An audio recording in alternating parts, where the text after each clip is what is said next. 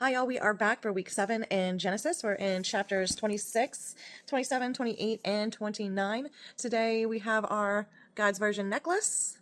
This is the rose gold. And our Keep Going 20-ounce tumbler.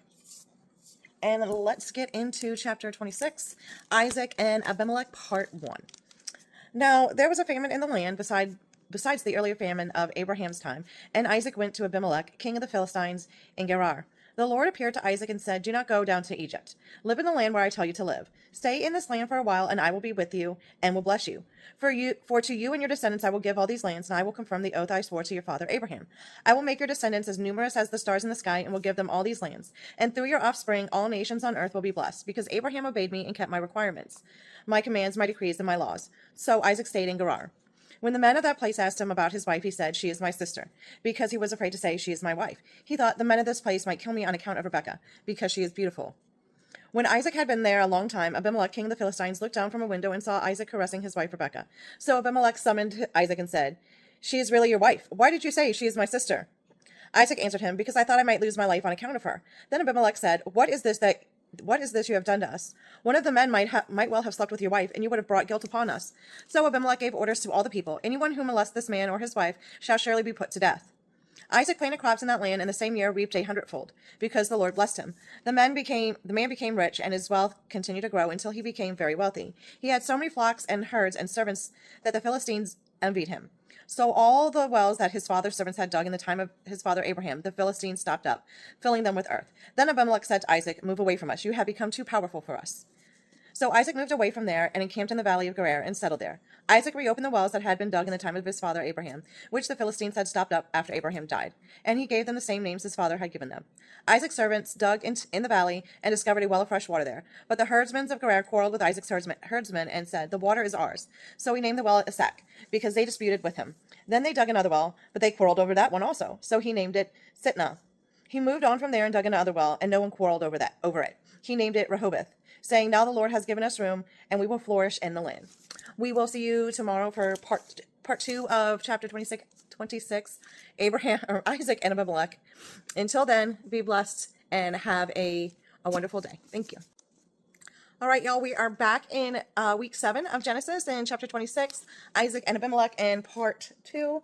We have our God's Version necklace, and we got our handy dandy Keep Going tumbler with us as we get ready to walk back into the Word. A little water to wet our whistle, especially after part 1 when there were so many quarrels over wells. All right, enough cheese. Let's get back into chapter 26, part 2. From there he went up to Beersheba. That night the Lord appeared to him and said, "I am the God of your father Abraham. Do not be afraid, for I am with you. I will bless you and will increase the number of your descendants for the sake of my servant Abraham." Isaac built an altar there and called on the name of the Lord. There he pitched his tent, and there his servants dug a well. Meanwhile, Abimelech had come to him from Gerar with Asuthaleth, his personal advisor, and Pekol, the commander of his forces. Isaac asked them, "Why have you come to me, since you were hostile to me and sent me away?" They answered, "We saw clearly that the Lord was with you. So we said, there ought to be a sworn agreement between us and you. Let us make a treaty with you, that you will do us no harm, just as we did not molest you, but always treated you well and sent you away in peace.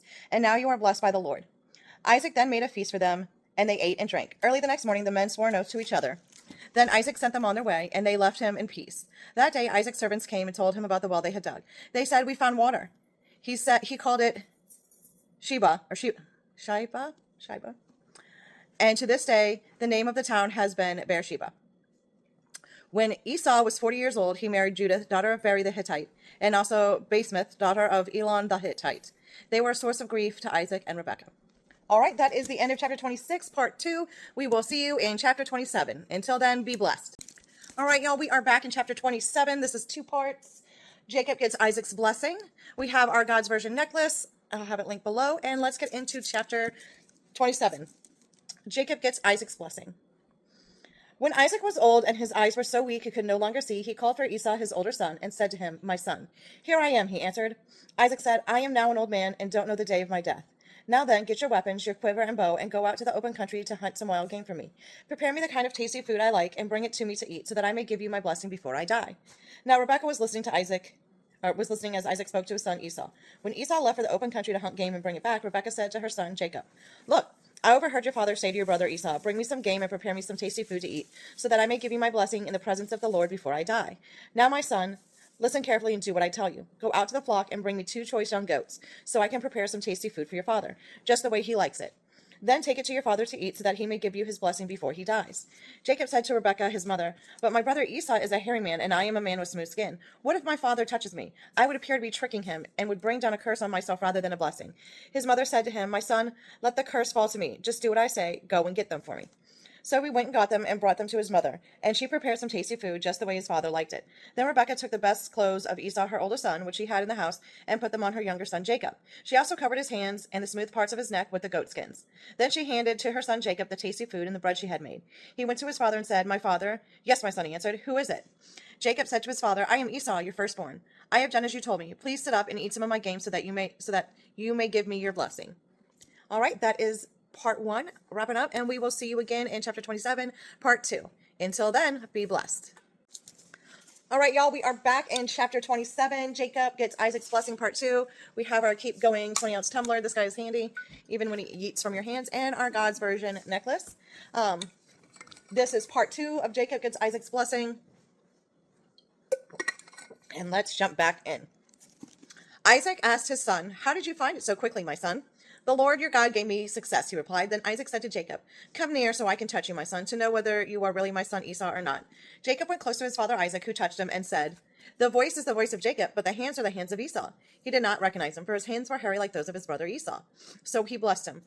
"Are you really my son Esau?" he asked. "I am," he replied. Then he said, "My son, bring me some of your game to eat, so that I may give you my blessing." Jacob brought it to him, and he ate, and he brought some wine, and he drank. Then his father Isaac said to him, "Come here, my son, and kiss me." So he went to him and kissed him. When Isaac caught the smell of his clothes, he blessed him and said, "Ah, the smell of my son is like the smell of a field that the Lord has blessed. May God give you of heaven's dew and of earth's richness, an abundance of grain and new wine.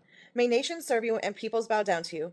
Be Lord over your brothers, and may the sons of your mother bow down to you. May those who curse you be cursed, and those who bless you be blessed." After Isaac finished blessing him, and Jacob had scarcely left his father's presence, his brother Esau came in from hunting. He too prepared some tasty food and brought it to his father. Then he said to him, "My father, sit up and eat some of my game, so that you may give me your blessing." His father Isaac asked him, "Who are you?"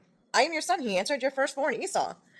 Isaac trembled violently and said, "Who was it then that hunted game and brought it to me? I ate it just before you came and blessed him, and indeed he will be blessed." When Esau heard his father's words, he burst out with a loud and bitter cry and said to his father, "Bless me. Me too, my father." But he said, "Your brother came deceitfully and took your blessing." Esau said, "Isn't he rightfully named Jacob? He has deceived me these 2 times. He took my birthright, and now he's taking my blessing." Then he asked, Haven't you reserved any blessing for me?" Isaac answered Esau, "I have made him lord over you, and have made all his relatives his servants, and I have sustained him with grain and new wine. So what can I possibly do for you, my son?" Esau said to his father, "Do you have only one blessing, my father? Bless me too, my father." Then Esau wept loudly. His father Isaac answered him, "Your dwelling will be away from the earth's richness, away from the dew of heaven above. You will live by the sword, and you will serve your brother. But when you grow restless, you will throw his yoke off from your neck." All right, and now we'll be moving into Jacob flees to Laban. Until then, we will see you, and may you be blessed. All right, y'all, we are back in week 7 of Genesis. We are moving into Jacob flees to Laban. We have our God's version necklace right here. This is our rose gold. We have 3 other colors. Gold, stainless steel, black, and like a rainbow PVC coating for it. Let's get into Jacob flees to Laban. All right. Esau held a grudge against Jacob because of the blessing his father had given him. He said to himself, "The days of mourning for my father are near, and then I will kill my brother Jacob." When Rebekah was told that her older son Esau what her older son Esau had said, she sent for her younger son Jacob and said to him, "Your brother Esau is consoling himself with the thought of killing you. Now then, my son, do what I say. Flee at once to my brother Laban in Haran. Stay with him for a while until your brother's fury subsides. When your brother is no longer angry with you and forgets what you did to him, I will send word for you to come back from there. Why should I lose both of you in one day?" Then Rebekah said to Isaac, "I am disgusted with living because of the Hittite women. If Jacob takes a wife from among the women of this land, from Hittite women like these, my life will not be worth living." So Isaac called for Jacob and blessed him and commanded him, "Do not marry a Canaanite woman. Go at once to Paddan Aram, to the house of your mother's father Bethel. Take a wife for yourself there from among the daughters of Laban, your mother's brother. May God Almighty bless you and make you fruitful and increase your numbers until you become a community of peoples. May he give you and your descendants the blessing given to Abraham, so that you may take possession of the land where you now live as an alien, the land God gave to Abraham." Then Isaac sent Jacob on his way, and he went to Paddan Aram, to Laban, son of Bethuel the Aramean. the brother of Rebekah, who was the mother of Jacob and Esau. Now Esau learned that Isaac had blessed Jacob and sent him to Padan Aram to take away from there, and that when he blessed him, he commanded him, do not marry a Canaanite woman, and that Jacob had obeyed his father and mother and had gone to Padan Aram. Esau then realized how displeasing the Canaanite women were to his father Isaac. So he went to Ishmael and married, Lord, please help me pronounce this name, Mahalath, the sister of Nebaioth and the daughter of Ishmael, son of Abraham, in addition to the wives he already had. All right, we will see you in chapter 28, Jacob's dream at Bethel. Until then, be blessed and have a great day. All right, y'all, we are back in chapter 28, week 7 of Genesis. We have Jacob's dream at Bethel, and we have our God's version necklace. This is the horizontal with the cross cutout in rose gold. All right, let's get into Jacob's dream at Bethel.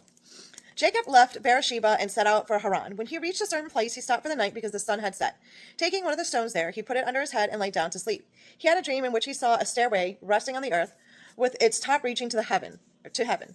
And the angels of God were ascending and descending on it. There above it stood the Lord, and he said, I am the Lord, the God of your father Abraham, and the God of Isaac. I will give you and your descendants the land on which you are lying. Your descendants will be like the dust of the earth, and you will spread out to the west and to the east, to the north and to the south. All peoples on earth will be blessed through you and your offspring. I am with you and will watch over you wherever you go, and I will bring you back to this land. I will not leave you until I have done what I have promised you. When Jacob awoke from his sleep, he thought, surely the Lord is in this place, and I was not aware of it. He was afraid and said, how awesome is this place? This is none other than the house of God. This is the gate of heaven. Early the next morning, Jacob took the stone he had placed under his head and set it up as a pillar and poured oil on top of it. He called that place Bethel, though the city used to be called Luz. Then Jacob made a vow, saying, if God will be with me and will watch over me on this journey I am taking and will give food to eat and clothes to wear so that I return safely to my father's house, then the Lord will be my God. And this stone that I have set up as a pillar will be God's house. And of all that you give me, I will give you a tenth. All right, that's it for chapter 28, Jacob's dream at Bethel. We will see you back in chapter 9, Jacob arrives in Padan. Yep. And chapter 29 is going to be 3 parts, it's looking like. Until then, be blessed, have a great day, and we'll see you again. Hi, y'all, we're back in chapter 29. Jacob arrives in Padan Aram, and we have our God's version necklace. We do also have this as a tee, a long sleeve tee. I'll have a link below. And let's get into chapter 29. Jacob arrives in Padan Aram. All right, Lord, please help to untangle my tongue. Then Jacob continued on his journey and came to the land of the eastern peoples. There he saw a well in the field, with 3 flocks of sheep laying near it, because the flocks were watered from that well. The stone over the mouth of the well was large. When all the flocks were gathered there, the shepherds would roll the stone away from the well's mouth and water the sheep. Then they would return the stone to its place over the mouth of the well. Jacob asked the shepherds, my brothers, where are you from?